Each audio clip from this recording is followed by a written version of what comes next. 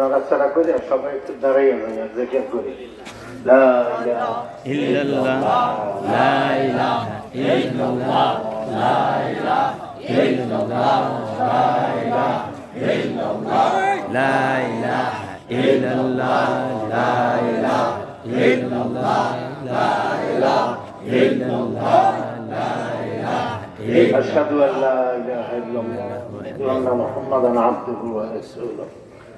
সবাই বসে যায়। আল্লাহ আল্লাহ।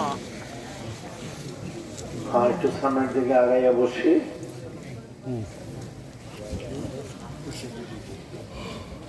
আমাদের উদ্দেশ্য হলো হেদায়েতের পথে আসা, নাকি বলেন? জি। বয়ান আমাদের উদ্দেশ্য না, আমরা কোনো পেশাদার বক্তাও না। আমাদের দরকার হইল যেখানে যে অবস্থা সেই অবস্থায় যতদূর সম্ভব হেদায়েতের পথে মানুষ যেন আসে সেই চেষ্টা করা। আল্লাহ আমাদের এসে তৌফিক দান করুন। অনেকক্ষণ পর্যন্ত বয়ান হইল। মাওলানা রফিকুল ইসলাম সর্বজর আমাদের এই মাদ্রাসার উস্তাদ, আলহামদুলিল্লাহ অনেক ভালো বক্তা, তিনি বয়ান করছেন। তার আগে আমাদের রাকিব হোসেন ভাই, তিনিও আলোচনা করছেন। রাত্র অনেক দূর থেকেও আমরা অনেকে আসছি। অতএব মানুষের বিরক্তির মধ্যে কোনো কথা বলা এটা নবীর আদত ছিল না। অফত্তারাকা কালামাহু মুখাফাতা আইয়ামুল্লু, মানুষ যাতে বিরক্ত না হয় এই জন্য নবী কথা ছেড়ে দিতেন। এবং দেখবেন হাদিসগুলি সব ছোট ছোট। নবী করিম সাল্লাল্লাহু আলাইহি ওয়াসাল্লাম একত্রে অনেক কথা বলতেন না, কথার চাইতে আমলের গুরুত্ব বেশি ছিল। আওয়ালা আদুল্লুকুম ইলা শাইইন ইযা ফাআলতুমুহু তাহাবাবতুম তাদখুলুল জান্নাহ, এভাবে মানুষের প্রতি আগ্রহ সৃষ্টি করে, মানুষকে আগ্রহী করে নবী কোনো কথা বলতেন এবং আমলে লাগাইয়ে দিতেন। আমাদেরও দায়িত্ব হলো আমল করা। সাহাবায়ে কেরাম রাদিয়াল্লাহু তাআলা আলাইহিম আজমাইন, তারা কালামে পাক পাইছেন 23 বছরে। কত বছরে? 23 বছরে। তার মানে আমাদের হাফেজরা এখন গর্ব করে কোরআনের আয়াত মুখস্থ বলে দিতে পারে। সেই সময় নবুয়াতের যুগে পুরা কোরআন তো একত্রে নাজিল হয় নাই, মুখস্থ করবেন কি করে? 20 আয়াত, 30 আয়াত, 40 আয়াত এইভাবে মুখস্থ ছিল। আর তার উপরে আমল করছেন আল্লাহ পাক তা দিয়ে বাদত লাগে। সুবহানাল্লাহ। কথা ঠিক না? জি। এমনকি তখন হাদিস লেখাও নিষেধ ছিল, লা তাকতুবু আন্নি গায়রাল কোরআন, কোরআন ছাড়া অন্য কিছু আমার থেকে এখন লেখো না, যাতে কোরআনের সাথে হাদিসের মুখালাফা মিশ্রণ না হইয়া যায়। তো আমার আব্বা ইসহাক রহমাতুল্লাহ আলাইহি বয়ান করতেন বড় ধরে 1 ঘন্টা, সোয়া ঘন্টা, কোথাও পরিবেশ পাইলে 1.5 ঘন্টা, এর বেশি বয়ান করতেন না। কিন্তু এর মধ্যেই দেখা যাইতো পুরা মজলিস আগুন লেগে যাইত। এবং শুধু বয়ান না, বয়ানের সাথে জিকির থাকতো, দোয়া থাকতো। কারণ হেদায়েত সাধারণত 5টা জিনিস একত্রিত হইলে পরে হেদায়েত আশা করা যায়। একটা হলো আল্লাহ পাকের জিকির, এরপরে হইল ইলম, কোরআন সুন্নাহর জ্ঞান, ফিকহ, যে কিভাবে মানুষকে আল্লাহর পথে আনা যায়, দিনই গভীরভাবে তাআম্মুক, চিন্তা ভাবনা করা। আফালা তাদাব্বারুল কোরআন, আফালা ইয়াতাদাব্বারুনাল কোরআন আম আলা কুলুবিহিম আকফালুহা, তারা কি কোরআন নিয়ে চিন্তা করে না, নাকি তাদের হৃদয় তালাবদ্ধ? আর একটা হলো সৎসঙ্গ। আসসালামু আলাইকুম, ভাইয়ের ভিতরে আছে পরে। আসসালামু আলাইকুম। হ্যাঁ, আর একটা হলো সৎসঙ্গে সাধ্বিবাস, অসৎসঙ্গে সর্বনাশ।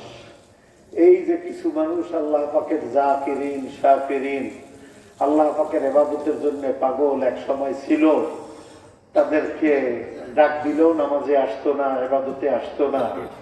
আল্লাহ পাকের কথা শুনলে তার কাছে খারাপ লাগতো, বিরক্ত লাগতো।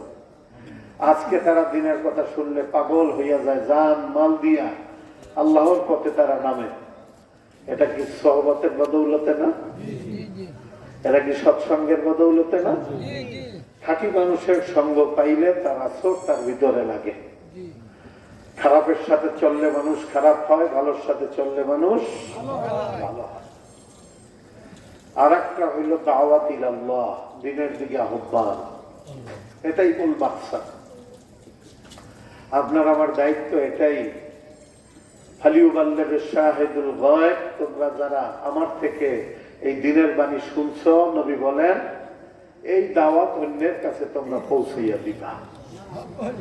নিজের আমল দিয়া বেহেশতে যাবো এটা আশা করা যায় না, কিন্তু আমার উছিলায় 10টা মানুষ যদি আল্লাহর পথ পায়, সেই উছিলায় যদি আল্লাহ পাক আমারে নাজাত দান করে, আমিন। এটাই হলো জীবনের উদ্দেশ্য। আর খেদমতে খালকিল্লাহ, মানুষের সেবা করা।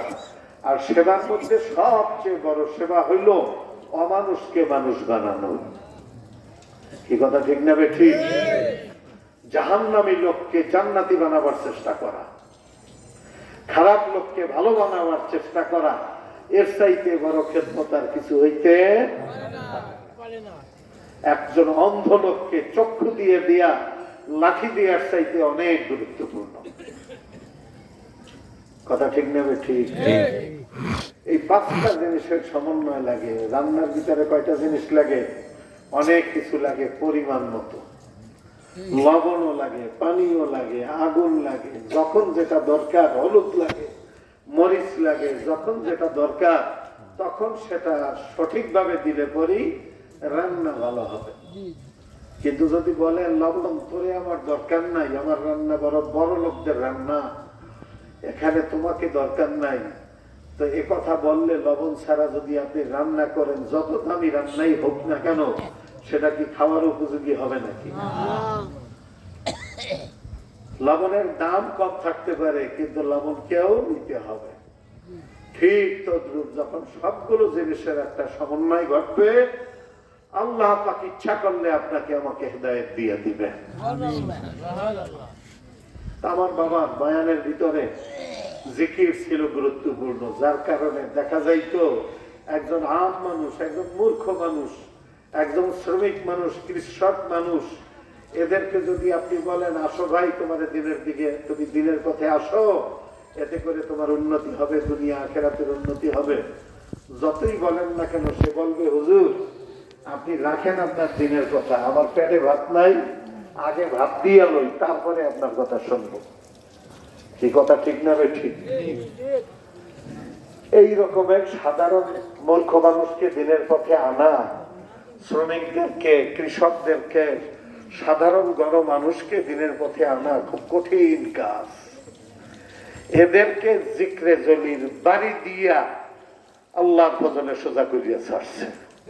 আজকে লক্ষ নয় লক্ষ কোটি মানুষ আল্লাহর পথ ধারণ করছে, যার কারণে এদেশ হিন্দুরা গিলে ফেলতো, এদেশ বিধর্মীরা গিলে ফেলতো, পার্শ্ববর্তী দেশ গিলে ফেলতো, কিন্তু এই মুসলমান ইমানি জজবাওয়ালা অগণিত মানুষের কারণে চাইলেও কিছু করতে পারতেছে। কথা ঠিক না? ঠিক। এই গণমানুষকে আজকে রোহিঙ্গাদের যে দুর্দশা, আরাকানের যে কঠিন অবস্থা, এই দাওয়াতে দ্বীনের কমতির কারণে তাদেরকে ম্যাসাকার করে ছাড়ছে। আমাদের দেশটাও তাই হইতো, যেহেতু আমাদের চতুর্পার্শ্বই আমাদেরকে গেলার ষড়যন্ত্র চলতেছে, কিন্তু আল্লাহ পাক আমাদের হেফাজত করতে আছে এই আমলের বদৌলতে, কম বেশি এই তিনই কাজের বদৌলতে। সুবহানাল্লাহ। ঠিক না? ঠিক।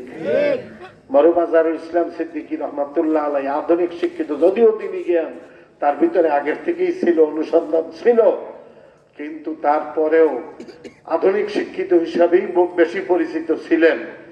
তিনি ওই হৃদয়ের অনুসন্ধানের কারণে আমার আব্বার সন্ধান যখন পাইলেন, হযরত ইসহাক রহমাতুল্লাহ আলাইহিকে পাওয়ার পরে তার ভিতরে চেতনা যেটা খুঁজছিলাম এটা পেয়ে গেছি। সুবহানাল্লাহ। সাধনা করছেন, এই সাধনার বদৌলতে আল্লাহ পাক কিটাকে ঠকাইছে না জিতাইছে? জিতাইছে। আজকে তার উসিলায় অগণিত মানুষ আল্লাহর পথ পাইতে আছে। আমাদের কেউ নির্ভুল না। হাদিসের ভিতরে আছে আলা কুল্লু বনি আদম খাত্তা, তোমাদের সকলেরই ভুল আছে, ওয়া খায়রুল খাত্তাইনা আত-তাওয়াবুন, এই ভুলকারীদের মধ্যে উত্তম তারা যারা আল্লাহর পথে ফিরে আসে। সুবহানাল্লাহ। কেউ দাবি করতে পারেন যে আমার ভিতরে ভুল নাই? হ্যাঁ, একমাত্র আল্লাহ ছাড়া নির্ভুল কেউ নয়। আম্বিয়া ইকরাম আলাইহিস সালাতু ওয়াস সালাম মাসুমুনা মিন ইনদিল্লাহ, আল্লাহ কর্তৃক সংরক্ষিত, প্রোটেক্টেড। ওয়াস সাহাবাতু কুল্লুহুম উদুল, সাহাবায়ে কেরাম নবীর সঙ্গ পাইয়া সবাই ইনসাফ ওয়ালা হয়ে গেছে। সুবহানাল্লাহ। কথা ঠিক না? আল্লাহু আকবার। এর মধ্যে আমার আব্বা বলতেন, বাবা তোমরা মাছ কাটা পয়সা খাও না? বলে হ্যাঁ হুজুর খাই। আব্বা নিজে বলতেন যে আমার কথা কাজের মধ্যে ভালো আছে মন্দ আছে, আমার ভালোটাকে গ্রহণ করবা, মন্দের থেকে পয়সা চলবা।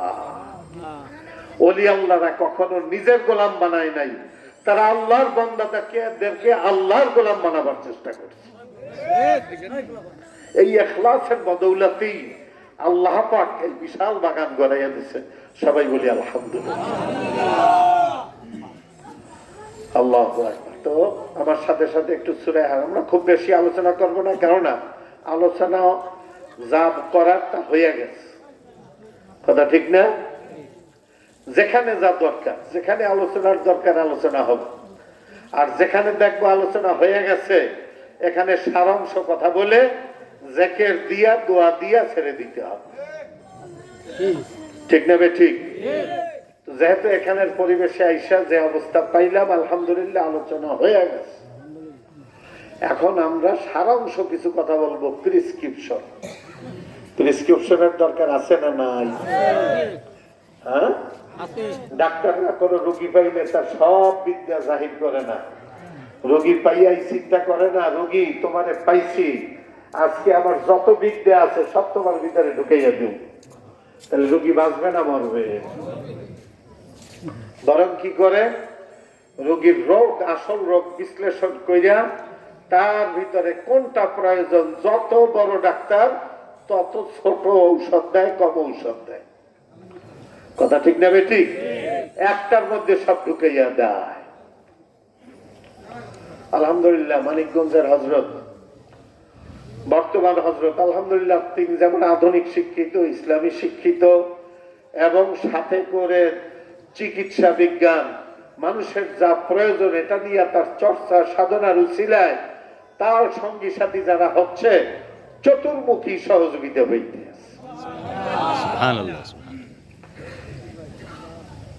আল্লাহু আকবার। আমাদের এখন যেটা বাকি আছে সেটা অর্জনের চেষ্টা করতে হবে। রাজি আছি? জি। আল্লাহ যেন আমাদের বাকিটাকেও পূরণ করে 10 বিষয়ের পরীক্ষার্থী 9 বিষয়ে পাস, 1 বিষয়ে ফেল, সে পাস না ফেল। ফেল। আমাদের দরকার হইল আল্লাহর জান্নাত পাওয়ার জন্য আমাদের যেখানে যা প্রয়োজন সেটা আমাদের অর্জনের চেষ্টা করতে হবে। কোরআন শিখতে রাজি আছেন? ইনশাআল্লাহ। সবাই কোরআন শিখতে রাজি আছেন? নবী করিম সাল্লাল্লাহু আলাইহি সাল্লামের সাহাবায়ে কেরাম তারা কি বয়স্ক অবস্থায় কোরআন শিখছে না ছোট অবস্থায় শিখছে? বয়স্ক অবস্থায়। আর আমাদের অবস্থা কি? বাচ্চাদেরকে শিখাই, আর হুজুরদেরকে যাইয়া কমান্ড করে, হুজুর এইটা হইল কেন, ওইটা হইল কেন, হুজুর এটা করেন না কেন, ওটা করেন না কেন। হুজুরের উপরে আমরা ক্ষমতা দেখাই। ঠিক না ঠিক? মাতবাড়ি করি 2টা পয়সার জন্য। এই পয়সা আইজ আছে কাল নাই। সম্মানিত কে অপমানিত করি, আর নিজে ছোট হইয়াও নিজেকে বড় মনে করি। টাকার দ্বারা মানুষ বড় হয় না, মানবতার দ্বারাই মানুষ বড় হয়। ঠিক। ঠিক না ঠিক? তা আমরা সন্তানদেরকে শিখাই, নিজেরা শিখি না, যার কারণে যেই লাউ সেই কদু। ঠিক না ঠিক? নবীর সাহাবায়ে কেরাম বয়স্ক অবস্থায় কোরআন শিখছেন। তারা বলতেন তাআল্লামনাল ঈমান সুম্মা তাআল্লামনাল কোরআন, আমরা প্রথম ঈমান শিখছি তারপরে কোরআন শিখছি। তার মানে ঈমান দিয়া লা ইলাহা ইল্লাল্লাহ দিয়া শুরু, কোরআন দিয়া শেষ। এজন্য হাদিসের ভিতরে আছে আফজালুজ যিকরি কাউলু লা ইলাহা ইল্লাল্লাহ।